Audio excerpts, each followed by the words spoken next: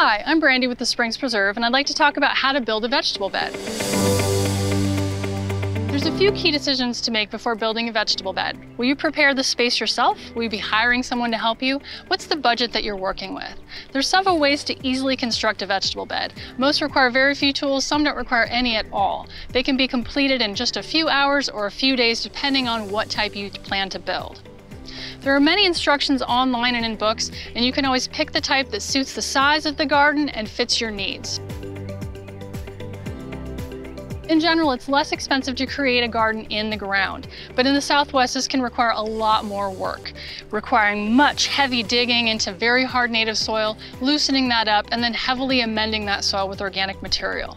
Native desert soil is mineral rich, but it's very deficient in the organic material that edibles need. The working height will also be low at the ground, so you can build a raised bed if digging and bending are a concern.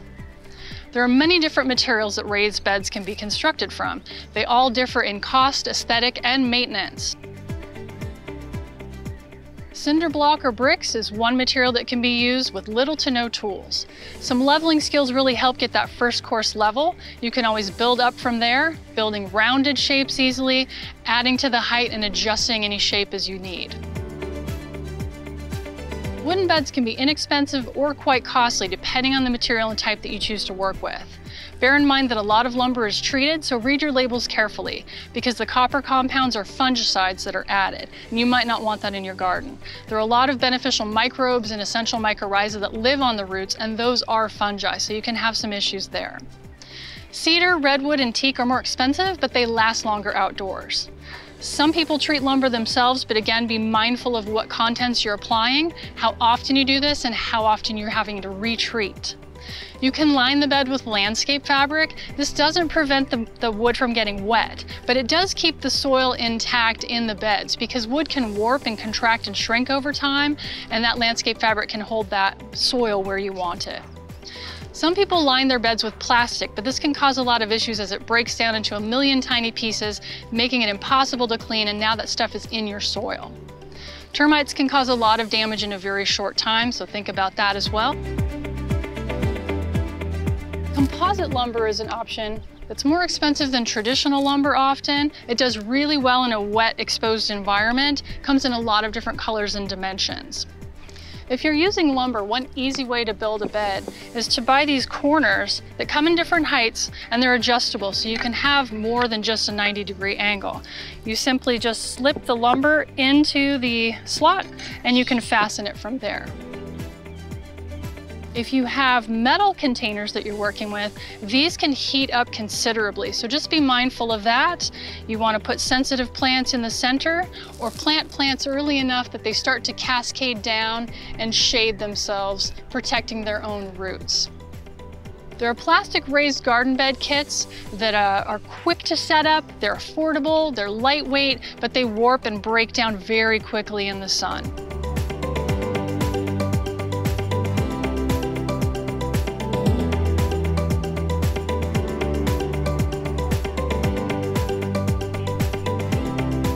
If you don't have any space for a raised bed, you can always start small with container gardening, and this can be very productive, producing quite a bit in a small space. There are a lot of materials to choose from. Concrete or ceramic pots are quite heavy, a little more expensive, but they last a very long time outdoors. Terracotta is another material that's fairly affordable and lightweight. It's going to last quite a while outdoors, but again, if it's unsealed, it can wick moisture away and will have to be watered a little more frequently than a sealed container or something like ceramic.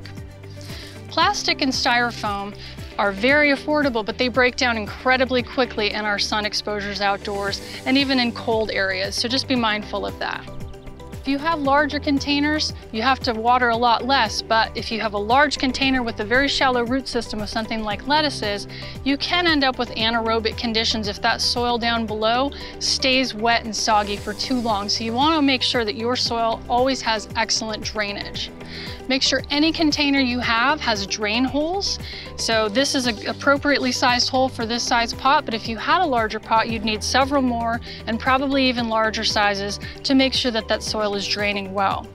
You can always just line that with a little piece of window screen, just a little piece of coffee filter or newspaper, and the goal there is keeping that soil intact so the first few times you water, it doesn't really wash out through the hole. If you want to add irrigation, add it through the little drainage hole in the bottom, making sure it doesn't kink at the bottom where it's attached and that it doesn't block up the drainage, impeding that flow of water. A myth that persists to this day is people will add several inches of gravel to a pot thinking they're improving drainage, and this actually does the opposite. You've now effectively reduced the amount of soil that you have roots that can grow in, and you have a perched water table where that point where it meets the gravel is incredibly soggy and wet.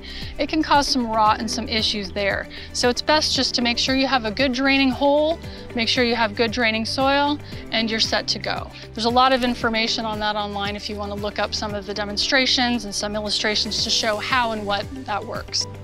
If you're planting in containers, you need to water more frequently than you would in the ground. Those roots are now exposed to a lot more temperature extremes. When it's colder, they're cold. When it's hot, they're a lot hotter than something that would be protected in the ground. If you have large pots, either place them in an area where they're not going to need to be moved very frequently at all, or put them on a hard surface. You can always add a dolly and move them around throughout the seasons.